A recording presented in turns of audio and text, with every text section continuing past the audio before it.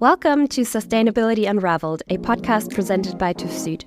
I'm Laura Oberhausen, your host, and joining me today, and of course for all other episodes, is my co-host Cornelius Dalm. Let's unravel the complexity of the broad field of sustainability to get more clarity. Hey Laura, it's a pleasure to be here. In today's episode, we are delving into the topic of greenhouse gas emissions and especially the Scope 3 emissions. I would like to start by briefly explaining what Scope 3 emissions actually are and how they differ from Scope 1 and Scope 2 emissions to ensure that we are all on the same page. Scope 1 emissions are direct greenhouse gas emissions from sources owned or controlled by the reporting company. For example, emissions associated with fuel combustion in boilers, fuel consumption by company vehicles, and fugitive emissions. Scope 2 emissions are indirect greenhouse gas emissions associated with the purchase of electricity, steam, heat, or cooling. Also, Scope 2 emissions physically occur at the facility where they are generated. They are included in an organization's greenhouse gas inventory because they are a result of the organization's energy consumption. Thank you for this introduction and first definitions, Cornelius.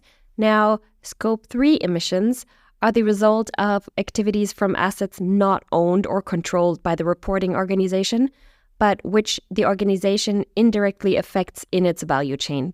So Scope 3 emissions include all sources which are not within an organization's Scope 1 or 2 boundary.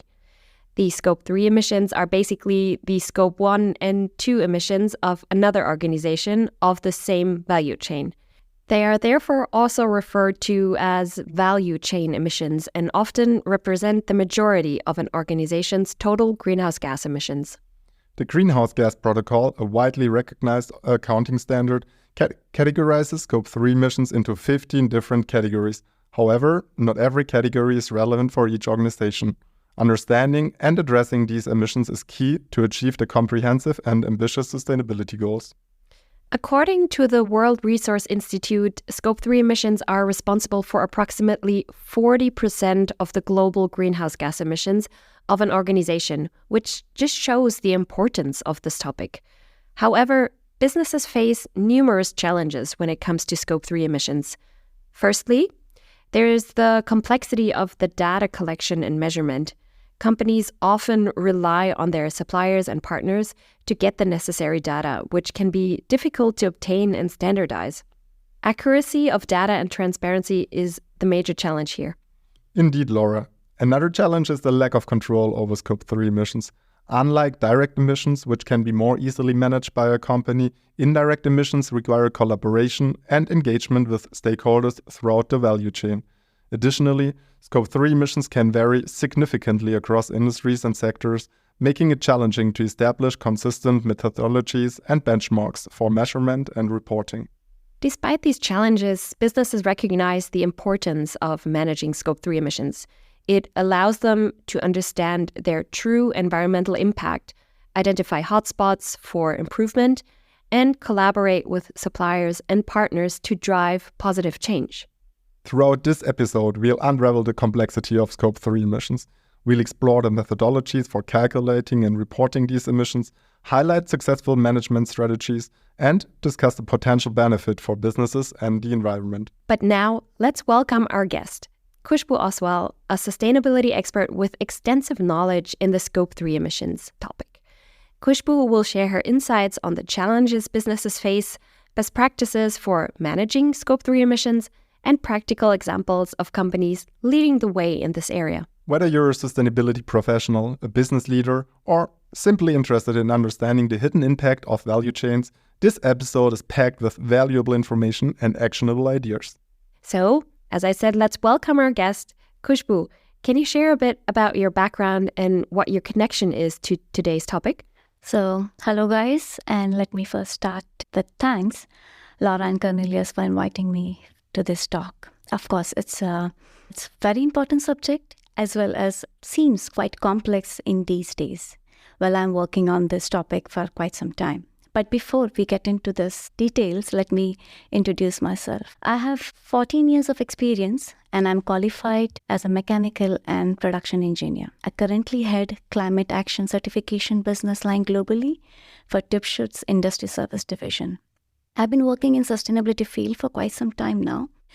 Trained under ISO 14065, ISCC, LCA, and some other, of course, sustainability topic. On top of it, what actually makes me, or what's actually the connection with this subject is because of my previous experience. I come from a manufacturing background, and I have witnessed that how large their supply chain or ecosystem is, and it's so difficult to gather the data, the GHG information, what challenges they face. And I have seen this whole complex supply chain, and that's why I relate quite a lot when it comes to Scope 3 emission subject. Thank you very much, Khushboo, for your introduction. We are very happy to have you here as our guest today. In our intro, we already clarified the definitions and gave an overview of Scope 3 emissions and explained why they are important to be addressed by companies. Khushboo, is there anything you would like to add or specifically highlight before we go deeper into this topic? Oh, for sure, I would like to add something on top of what you guys have just mentioned, what was quite comprehensive, I would say. But I want to go a little bit in the basic, because generally we use, when we talk, we use term CO2 emission or carbon emission. But actually the proper definition is, of course, GHG emissions, basically greenhouse gases.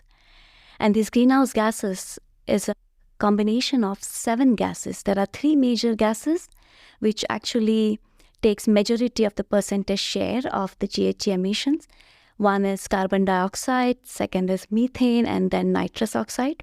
But there are also 4 more gases which also has a global warming potential and high impact on environment, which are basically actually industrial gases, which is hydrofluorocarbons, perfluorocarbons, sulfur, hexafluoride, and nitrogen trifluoride. May I jump in here quickly? Why exactly these 7 gases? Well, yes, in fact, it's something important to know, that these 7 gases has a global warming potential. So just to avoid confusion, when we use term carbon footprint or CO2 footprint, is basically that all these gases global warming potential, or we call it GW, is actually measured in terms of CO2 equivalent. Hence, we use these terms quite often, carbon footprint, or you will see in the units that it's mentioned CO2e, meaning that this global warming potentials are actually converted in CO2 equivalent. Thank you, Khushboo. Do you have an example that simplifies this theory a little bit? Oh, of course, yes. There's one very classic example. You might have heard a lot in the regulations or different company policies, or even in last COP, where methane abatement was a topic. There are many methane regulations are coming up for its abatement.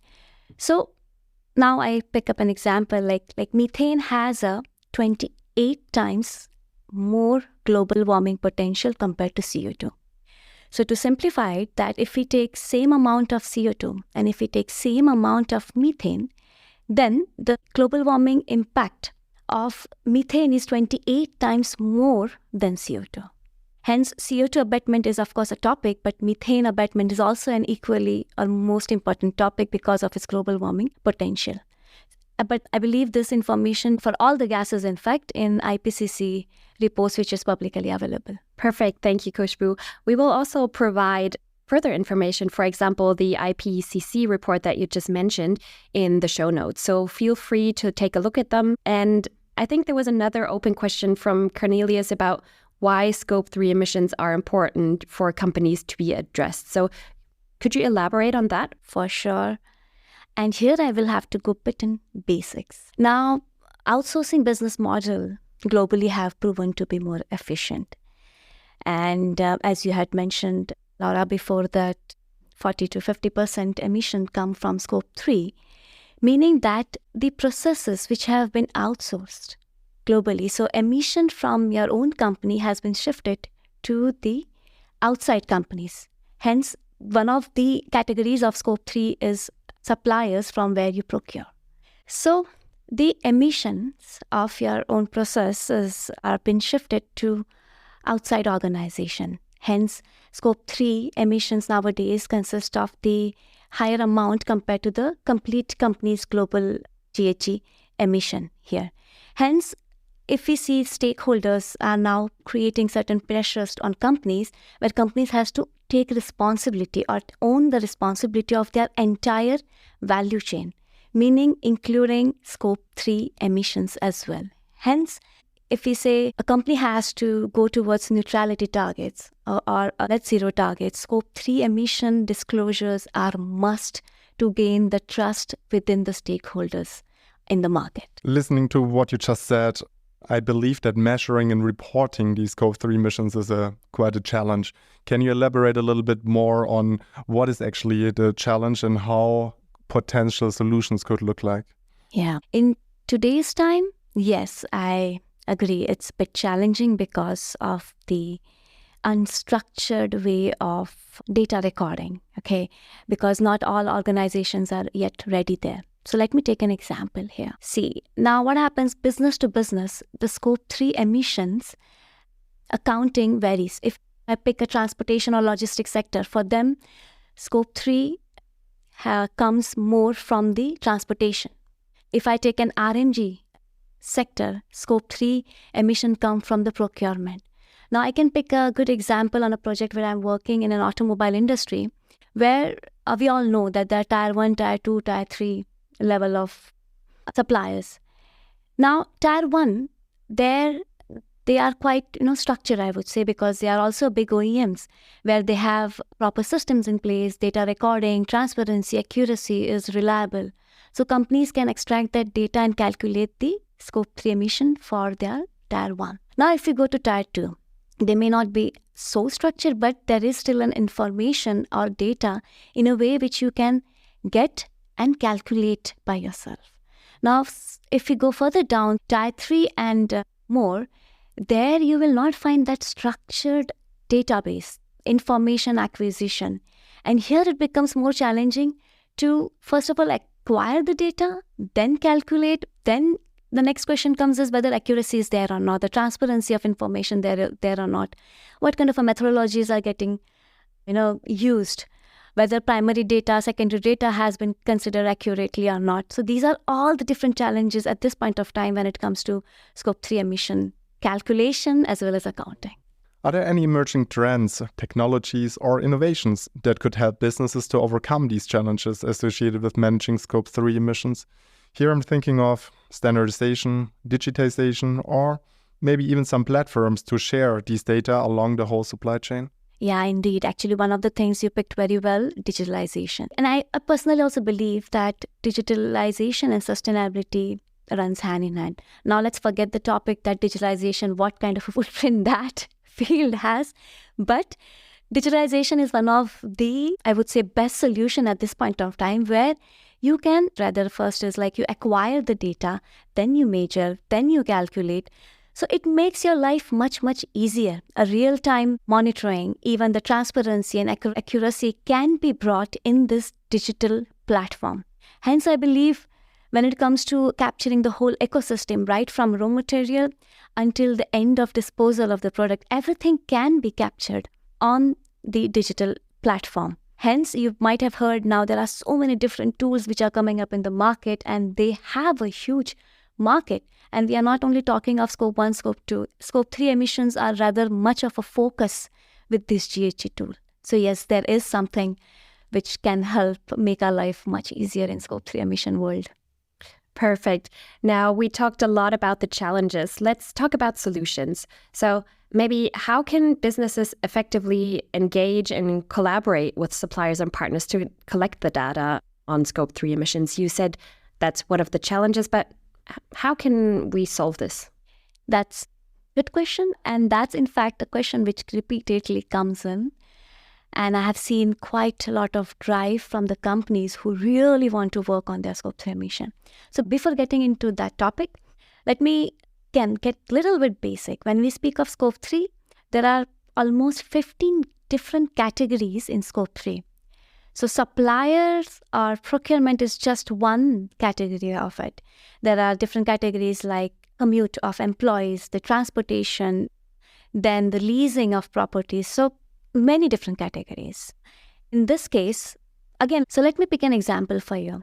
If I pick a logistic company, So there the scope 3 emission will come from the transportation.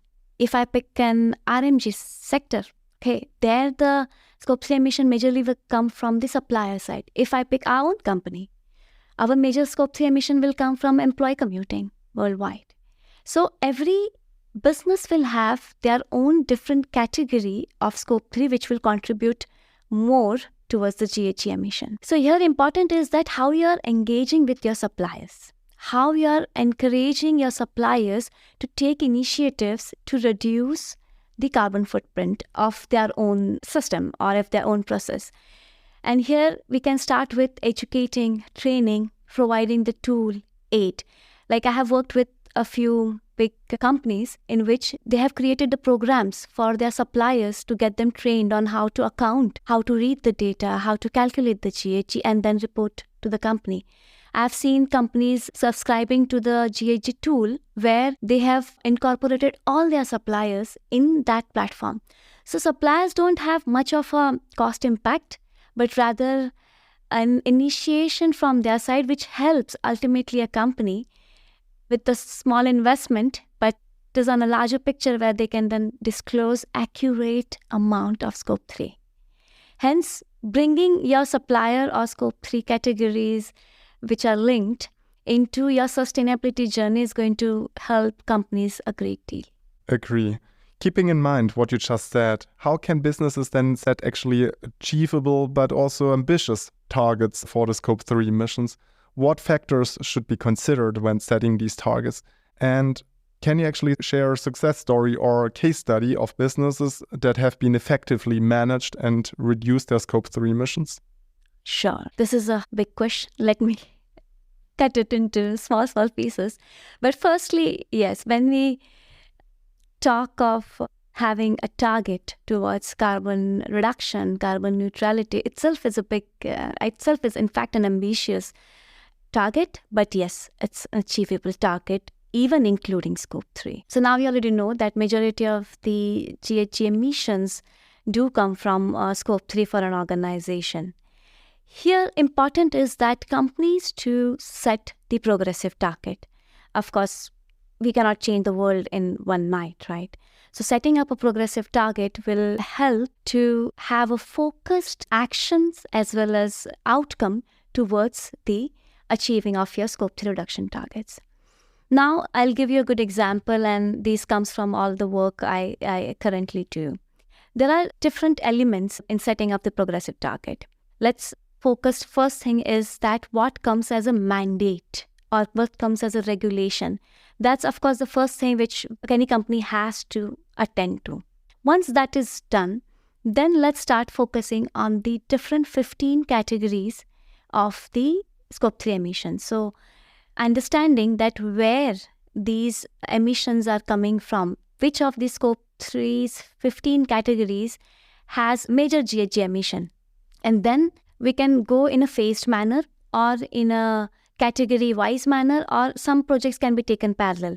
So I can give you an example for, let's say, fuel switching in upstream transportation and distribution, or employees commuting in a company vehicle. Then a switching of fossil fuel-based vehicle to electric, or to biofuel, or to hydrogen vehicle, which is talked now mostly. So this can be one of the first initiatives, for example. Second can be processing of the waste. So earlier, if your waste was going to landfill, instead, how about recycling it? How about reusing it within the existing process? Or if not, then how about processing it and making it as a feedstock for another process, right? Another good example can be, like I was mentioning earlier, that supporting your suppliers in the reduction projects, training them, investing into their reduction projects, as well as you can also shift your policy towards more sustainable procurement. And then change in your policy of an organization for different scope 3 categories.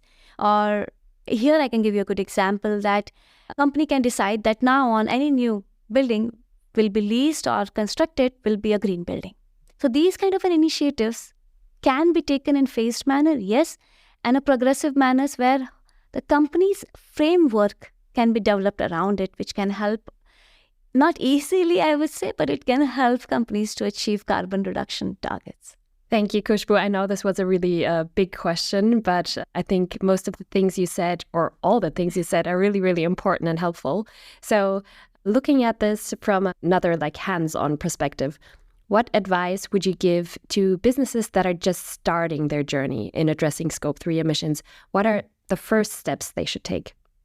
Okay, this is something of my question and bit of a technical here, but I hope I'll be able to simplify when I'm mentioning all the technicalities here.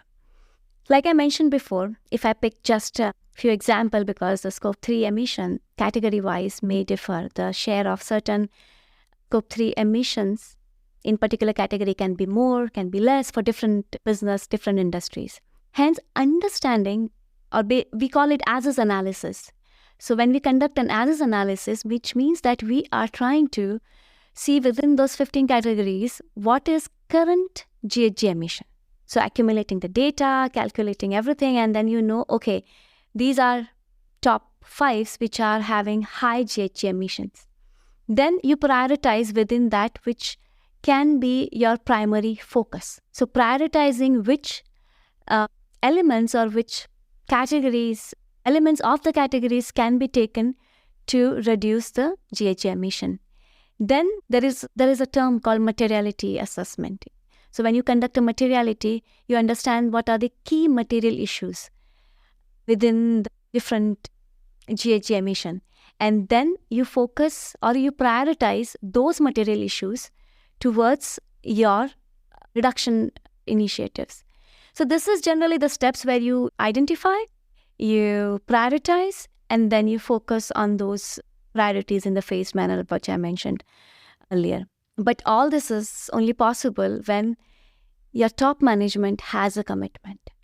And those commitment has to be very, very clear in the terms of duration, in the terms of amount, in the terms even of the budget planning for reduction.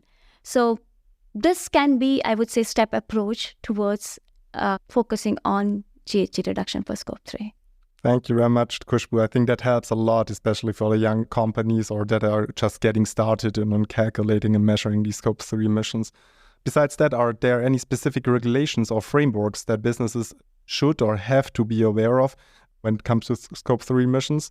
And how can businesses ensure compliance to these regulations? Yes, there are quite a few frameworks and some regulations are also coming up in the market. I'm going to give you some example now. First of all, I'm not sure how many of you might have heard or you guys have heard of GHG protocol, but GHG protocol has technical guidance towards calculating the Scope 3 category-wise, which is a very great document a company could refer to.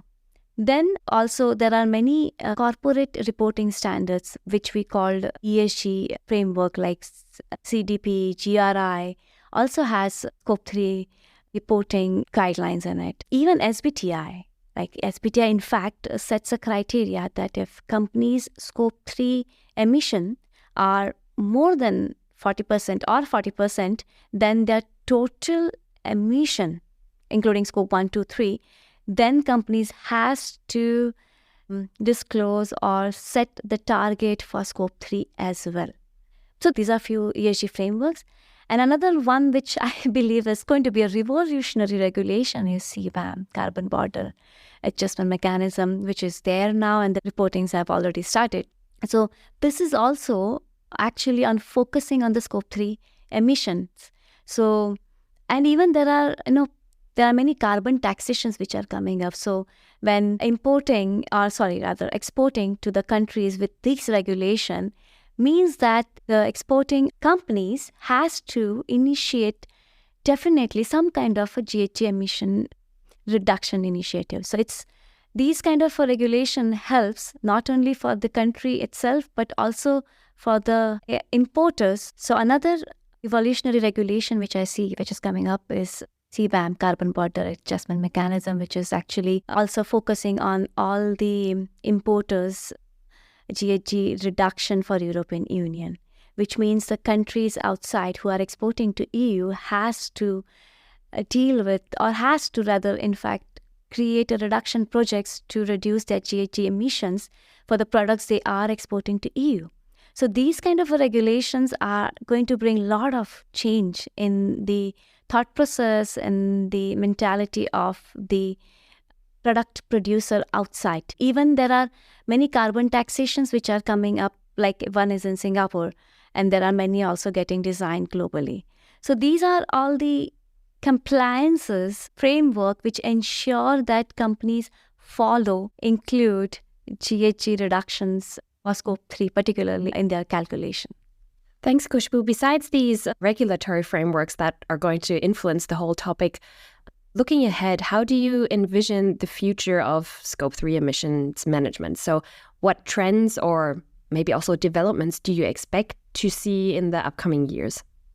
So, it's scope 3 accounting is, frankly, it's going to be inevitable as we go ahead. Companies has to account for their scope 3, and I have seen so many different sustainability reports where companies have started to disclose their scope 3 emissions voluntarily.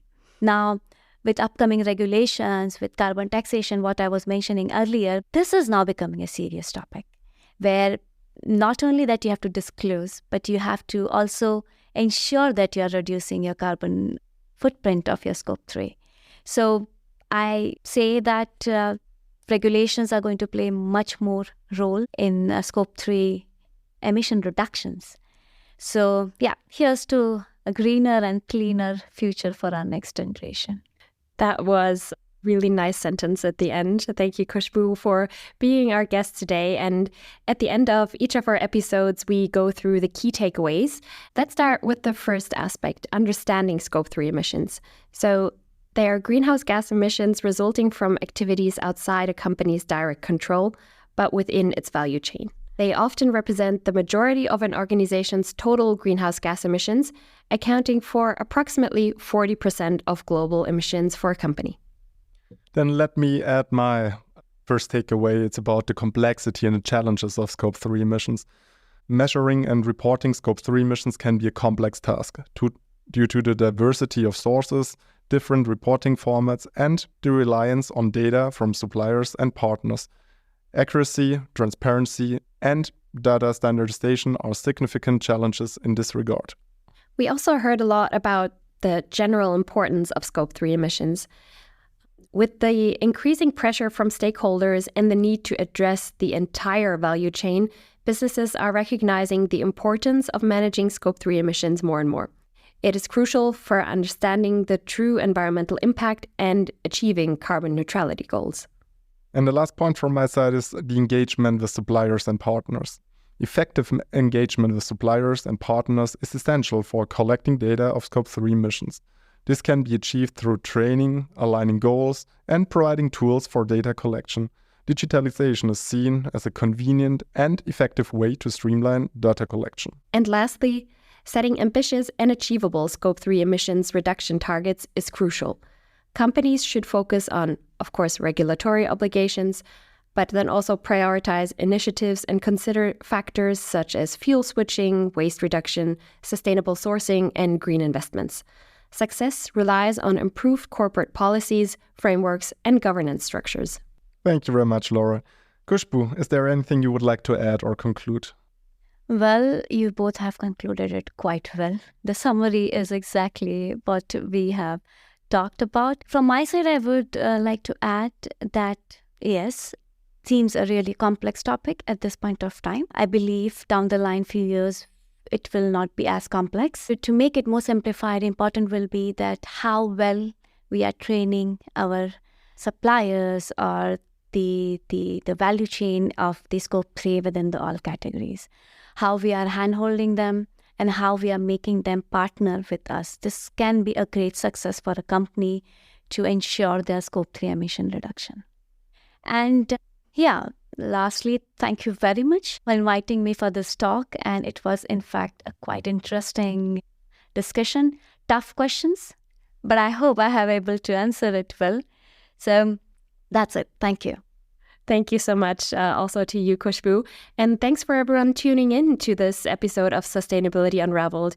We see our podcast as a treasure trove of thought-provoking conversations and ideas from sustainability experts in various fields. And by subscribing, you'll stay informed about our upcoming episodes and continue your journey towards a more sustainable and responsible business. We very much appreciate your support and encourage you to share your thoughts, feedback, and suggestions with us. Join us next time as we uncover another interesting dimension of sustainability. Remember, every small step counts in making a difference. Until next time, stay inspired and stay informed. And thank you for being part of the Sustainability Unraveled community. Talk to you soon.